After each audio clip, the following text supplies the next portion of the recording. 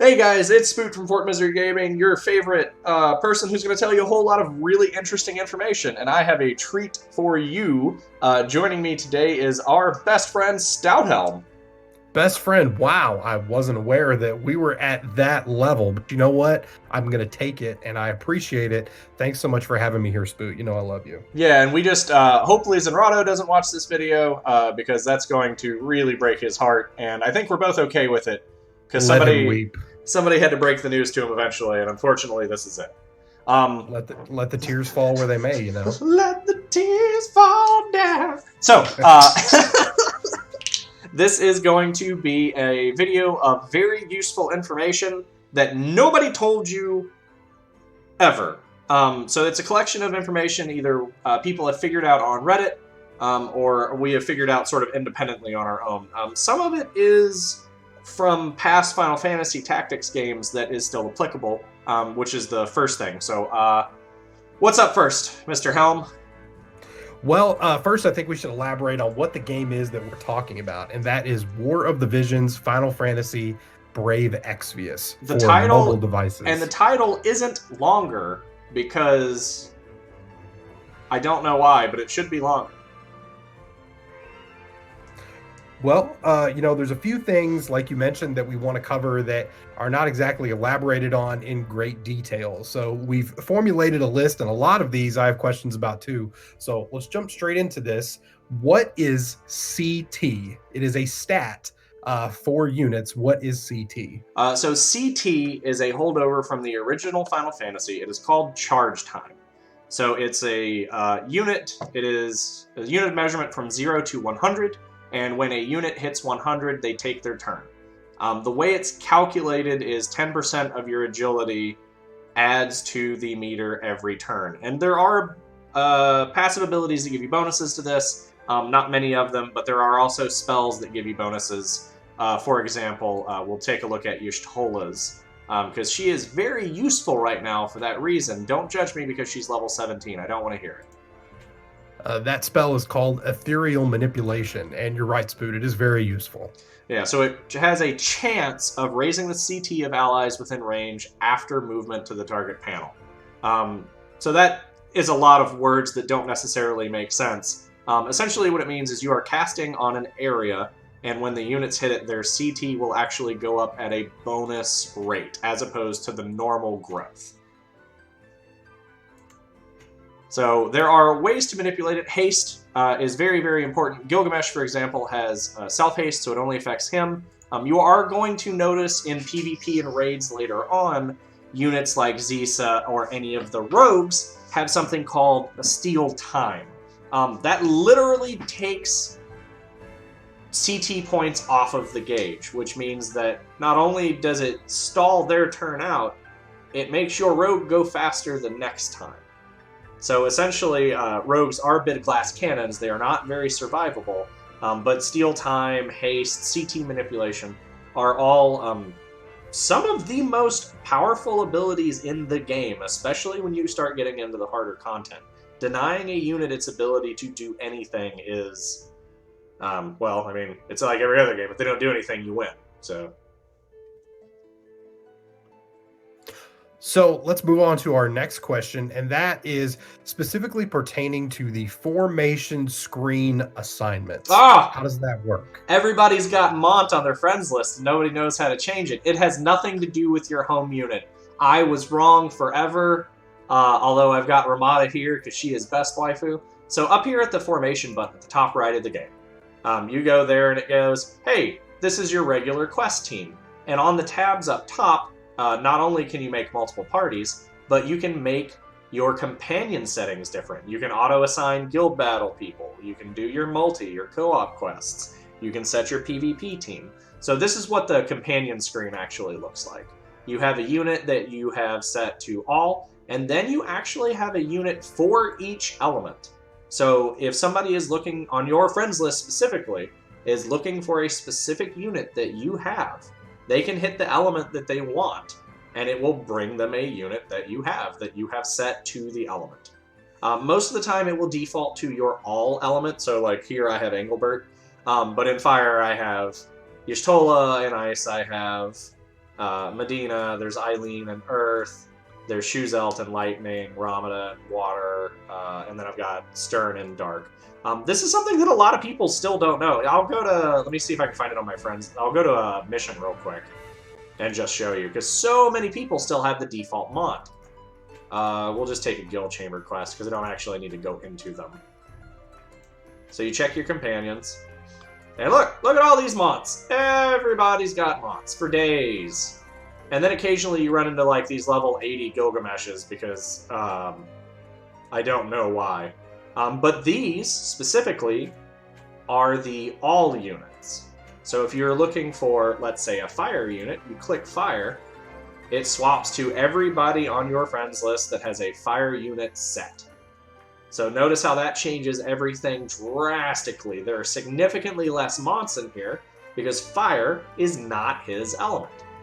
This is especially useful in raids because they tend to be elemental focused. So you're going to run into like a fire raid. Obviously, you want water.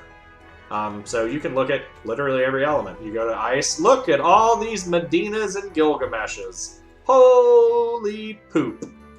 And you thought everybody just had Mont. It's wild. So let's jump off of that point, specifically talking about color-coded jobs. Okay, this is a good point. I think that is a good branching off point, because what the heck does it mean? Because this is not a common thing for other Final Fantasy games. No, it is not. So there are a couple of different explanations for this, so we'll just go into a unit and do it. So if you highlight... So let's go to Job Enhancing Materials. Does it have the description in this one? It does not.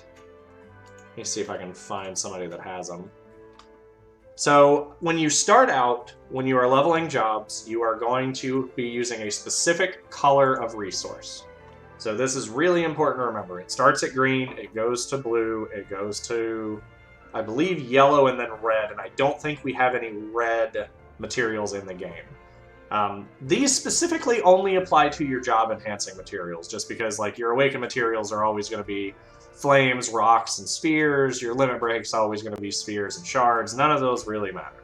Your job enhancing materials are going to be color coded. Like exactly here, I have my green mage at level 3. It's still using the blues. Let me find somebody who I don't have any levels in.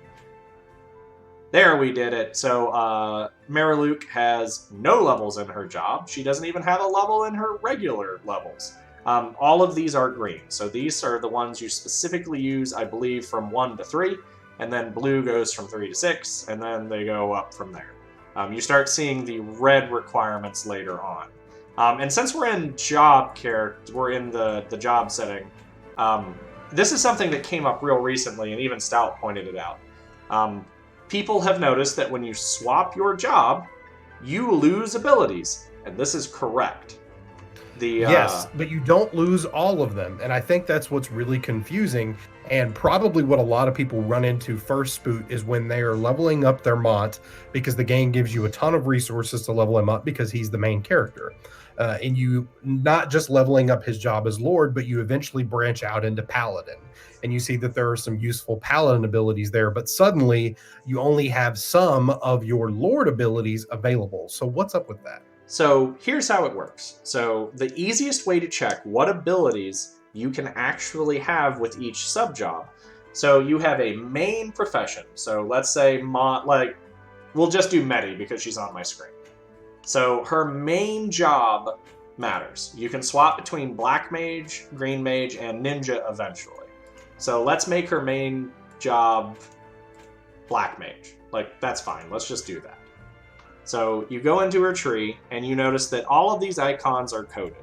You have the Green Mage staff on the secondary abilities. You have all of these fireballs for the Black Mage. So if you go to ability set, you can change your sub-command.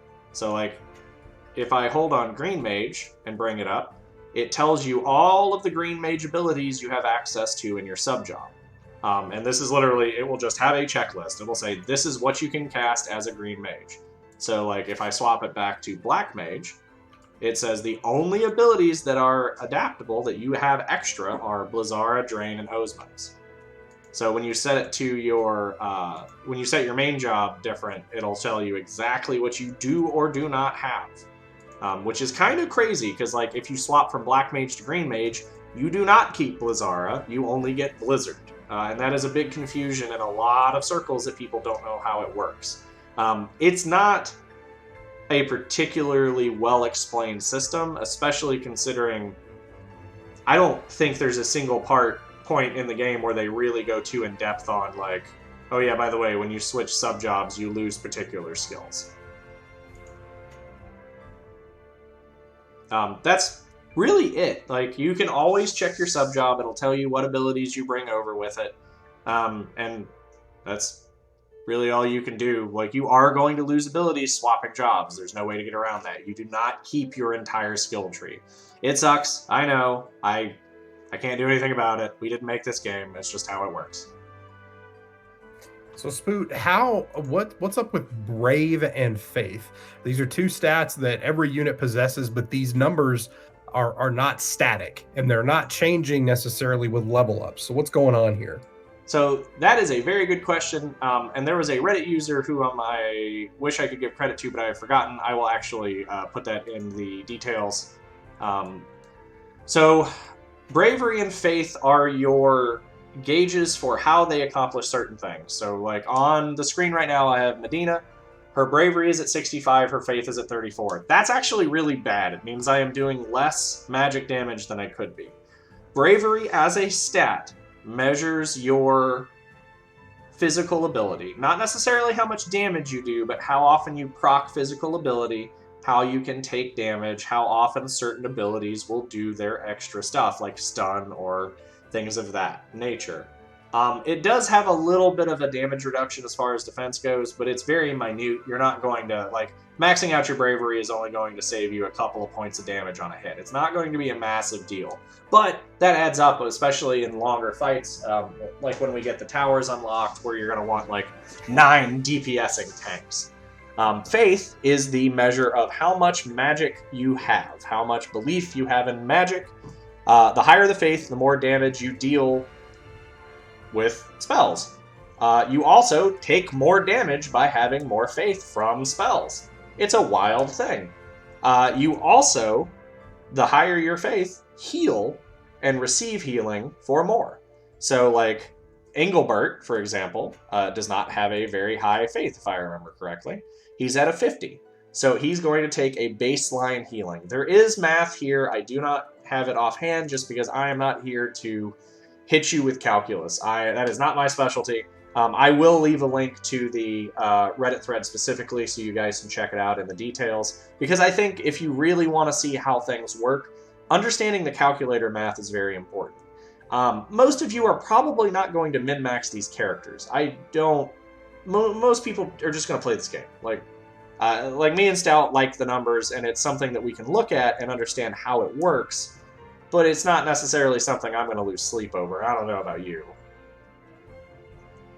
No, definitely not. Yeah, so just always remember that Bravery is a matter of physical abilities proccing and affecting you. Faith is the magic abilities proccing and affecting you. And I guess since we're doing the stat details, we can go into a couple of other things too. So everybody sees luck, nobody knows what it does. This affects your crit range, your crit rate, and your evasion rate. So the higher your luck, the higher your regular evasion rate is. Yes, you do have to have a natural evasion rate or an ability that gives you evasion. You do not just get it for free. It does affect other small things in the game, like how abilities proc and stuff like that. It is kind of a diminishing return stat, but it is very strong. Affinity is also something that you want to work on. The more often you play with the same characters, the more often they have a range and affinity bonus. So Engelbert and Medina are level 3 out of 5, and both of them get 10% to agility, dex, and 0% to luck at a range of 2. So if my Engelbert walks up beside Medina and hits something, they both get a bonus to their stats while they are standing there. It is a huge boon for certain characters, especially because it changes depending on who the character is. Engelbert obviously is going to give you defense. Agility is also sort of your blanket dex. Agility is just how fast actions work. So agility very strictly ties into your CT, but it also sort of affects some of your movement-based abilities. Not to a large margin, but enough to be very curious about. Other stats in the game that people don't know a whole lot about, we'll go to, let's check some Espers. So in Final Fantasy Brave Exvius and a lot of other Final Fantasy games, there are abilities called Eaters. So Golem, for example, has Man-Eater, 3%. What does that mean? Humanoid style or type enemies will take 3% more damage for anybody that he has equipped. There's also things called Beast Eater, or Elemental Eater, or Fairy Eater. And the original Brave Exvius, it's a little more expanded because they have about anywhere from 12 to 15 specific types of enemies, including Machine and Golem and stuff like that. So certain characters always would do better against certain groups of enemies. Especially in the beginning when you had like Cloud of Darkness was one of the only characters with Man-Eater, and most of the bosses were humanoid, so she would eat characters, quite literally. So these are just measures of stats that do that specific thing. If it says Man-Eater, you're doing good against humanoids. If it says Beast Eater, you're doing good against animals. If it says Elemental Eater, you're doing good against like those little crystals that throw ice shards at you, that kind of nonsense. So let's talk about, since we're all talking about units and stuff, what's the one key difference between ultra rares and mega rares in terms of units in the game that people need to know about? So there are two things, and actually I think I'm going to walk back just for a second because we did forget kind of a point on Bravery and Faith. So when you die, you lose Bravery, so don't let your heroes die. You can get Bravery back through an ability called Cheer. It does build it. I think there are only 2 or 3 units, including the Fina from Brave Exvius, that does it. So keep an eye out for those, and if you see them on Friends, you can kind of game the system a little bit to get more Bravery. Also, if you see dead crystals on the ground, and you go, I don't know what this is, your character died, went through the countdown, and left you a present. When you jump on that, they will raise, you will get a healing boost. Ooh, I think my game just crashed. Uh-oh. No, it's still good. Maybe?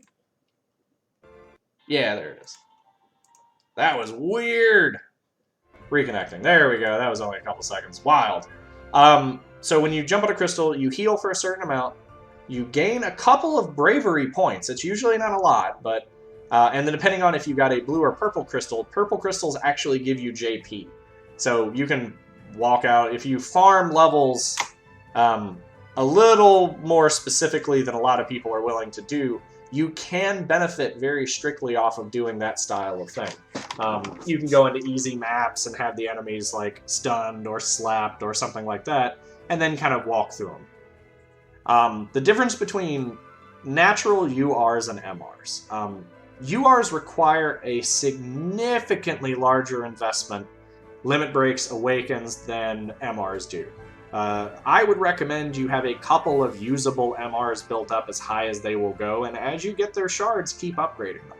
Like Tola is a prime example. Yeah, sure, you got Medi, she's great, she'll clear all the content for you, but if you're not running into an Earth raid later on, she is useless. Like, elemental raids are going to be a big deal, and you want to have a very wide stable of characters that do different things. And MRs are just significantly cheaper to upgrade. Like, I've got Tola, I've done almost nothing with her, and I've got her limit broken 3.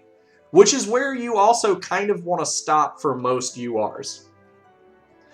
Especially considering we have Thancred and Engel at the same time. They're both tanks, they're both light affiliated. So you don't want to go so deep on one that you can't also bring the other. Yes, having a maxed out character is going to do you more favors in the long run.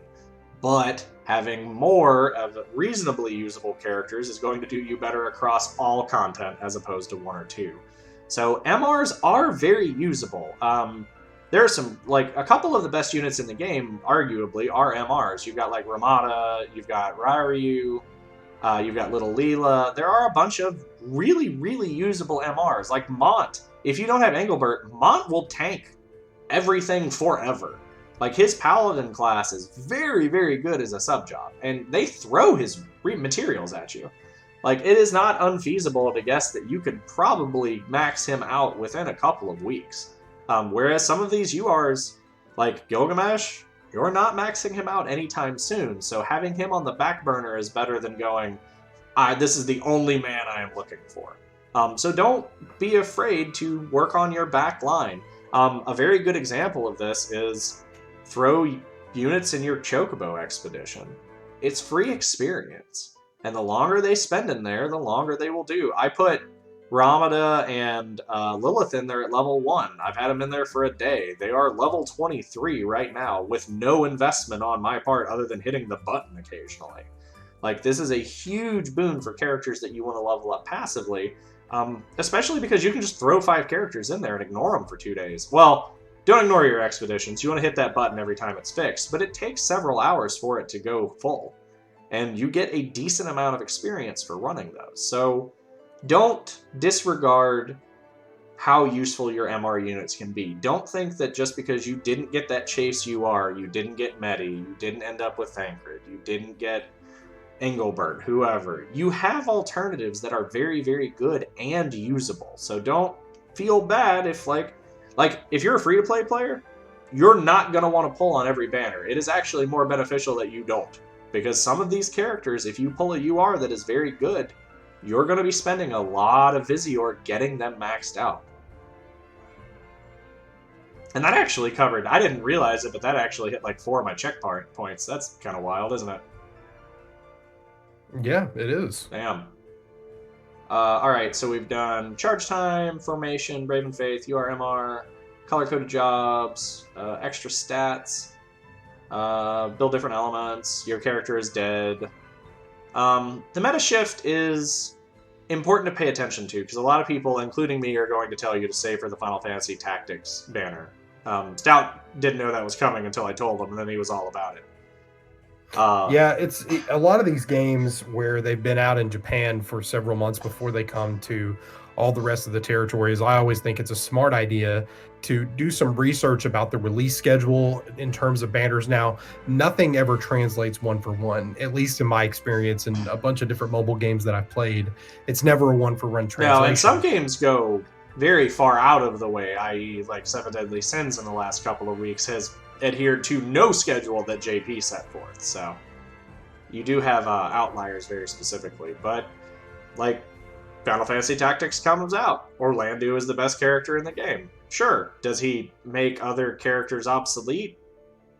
Kind of. Like, your Stern isn't going to be relegated to non-use. He's still a really good dark unit, and like I said, raids are elemental. You are going to want as many units that are as usable for those raids as humanly possible. And Orlando is not going to do good in a light raid because he's Thunder. He's Thunder God Sid. Who is surprised by him being a Thunder unit? So those are your, I think, the big ones. So you do have royal points, which I'll show you mine if you show me yours. So you go up to your Visior if the button doesn't break, and you click on royalty, and it'll tell you what your levels are. You do get benefits here that are accumulated. For example, so here's sort of a misnomer. Everybody in the world told you that 1.5 times speed and 2 times speed were locked behind royalty.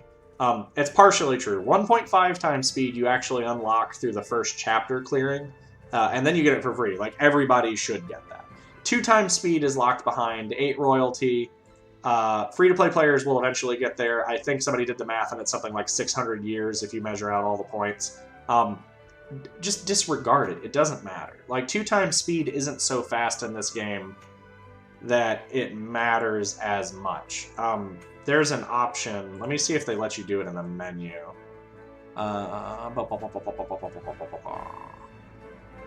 They do not. Story memories, items, player information, fact, etc. Alright, so I'm just going to go into a little stupid mission real quick and show you. There is a way to speed up your auto-farming a bit, and it takes a second, and it sort of sucks because you have to hit a button twice, but whatever. If that's your hill to die on, I guess that's the hill you're going to die on, right? It's just unfortunate that you can't preset that. Yeah, that's the one thing that bothers me the most, too, is that it should honestly be in options, and it should be a permanent option. Oh, here we go. A level 79 Gilgamesh with an Ifrit. That man's gonna walk through this whole fucking crowd of enemies at me. Good God. Talk about wailing. That's insane. For those of you that don't know, all of Gilgamesh's shards cost exactly twice as much as every other hero. Alright, so we're on auto, we're on 1.5 time, we're gonna go into options. See this little box that says ability effects? You click it off. Everything that has an animation now does not. You'll notice that he just one-shot those turtles with Kotetsu. You didn't see him do it. You do see some animations because they give you like bare minimum stuff to kind of keep up with it. But turning off your animations makes up for pretty much anything you would get out of 2 times anyway. So I'm actually going. It's very minimal. Yeah, it's like I've seen it. Like I was watching a streamer yesterday that had 2 times unlocked, and it's not so much more faster. Well, that was a series of words that sort of fell out. It's not so. How do you say that? Yeah, that's how you say it. It's not so much faster than 1.5 that it's worth the money. Like if somebody wants to whale out and get that, sure, like do it. I'm not like, don't do it. Just if you really feel like you have the urge to get that far, like go ahead. Just don't do it for me, baby. Please don't. All right, Stout. What else do we got? I think one more thing that we could touch on is royalty points. Like, what does it mean? Is it worth pursuing trying to get more of these? Yeah, so royalty points you get from buying things. You also get a couple of them from your gold chest in your missions every day. I believe you get 10. And it costs a lot to actually get them. So, like, I'm at rank 4 and I need 1,300 more to get to rank 5.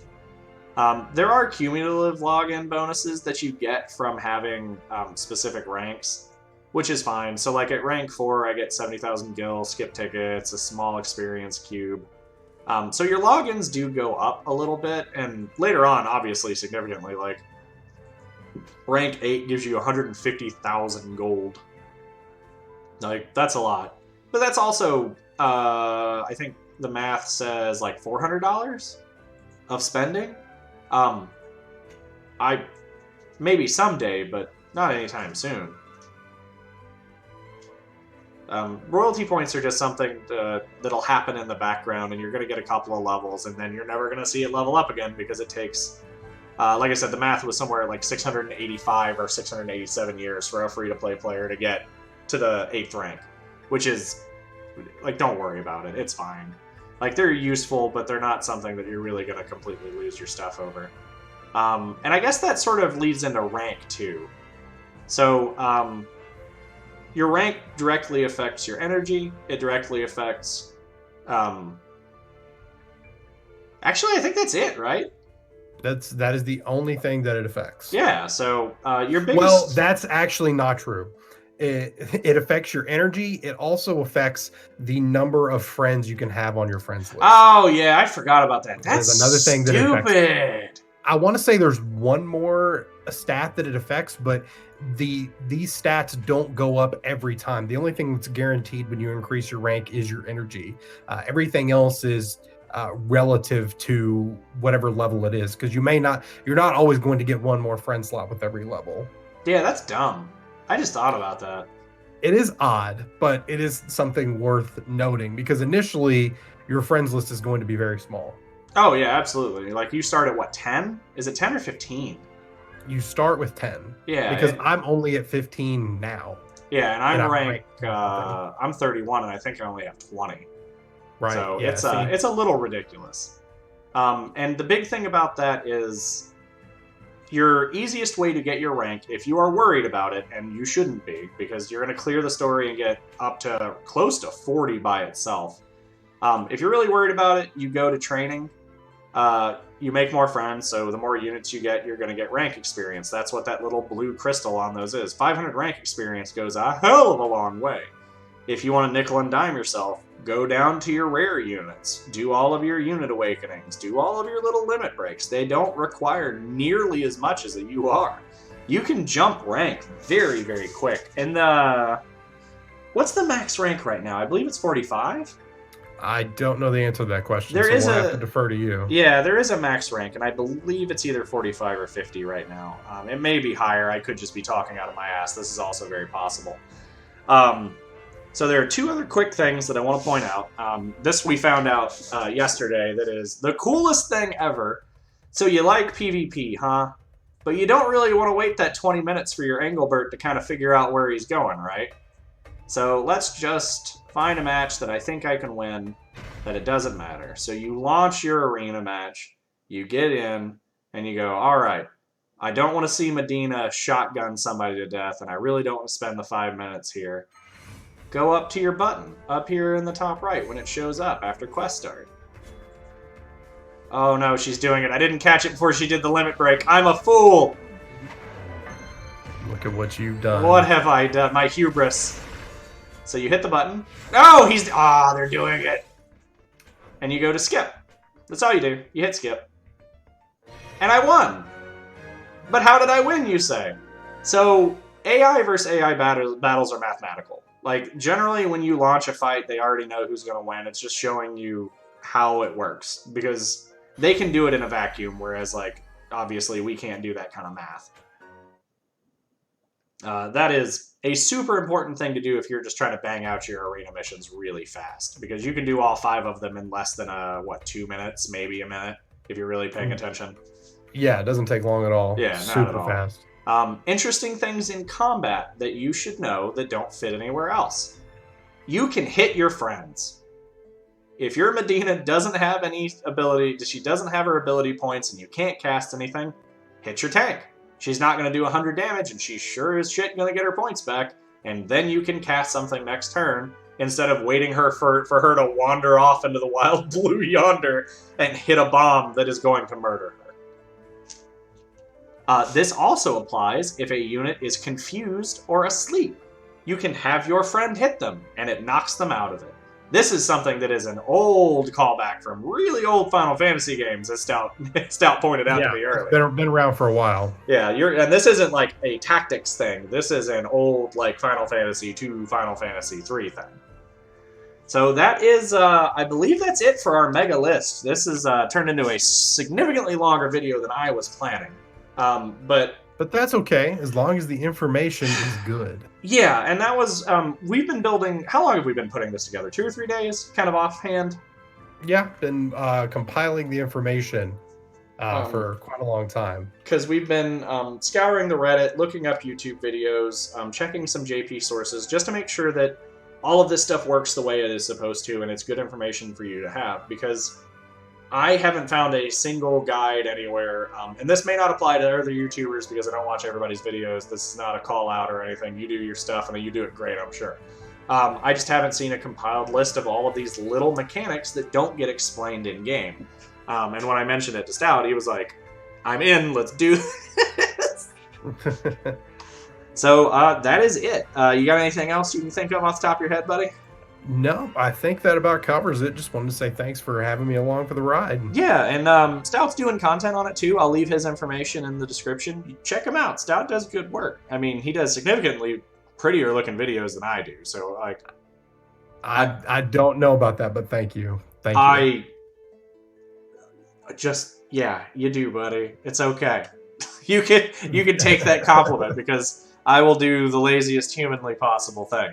But that's it. So these are your tips from the stars, as Ramada would say, which is also the title of the video. So there's a good chunk for you. So go check out Stout. Check his channel out. He's a big Teppen player as well, but we've been branching off into other stuff together.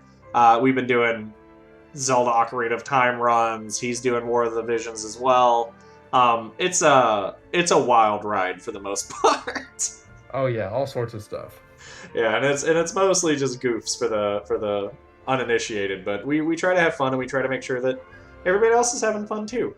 So we're giving you a 35-minute tip video for you to share with your friends and family who have nothing to do with this game, but you're going to show it to them because you love them and you want to spend time with them in this time of need.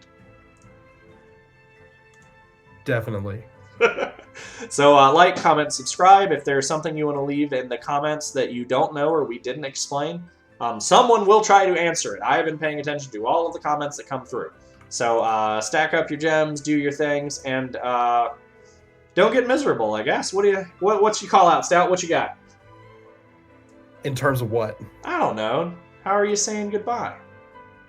I will say goodbye by telling you to be safe, take care of your friends, take care of your family, and most importantly, take care of yourself. And if we've learned anything from the most extreme elimination challenge, you shouldn't get eliminated. Right. Good night, everybody.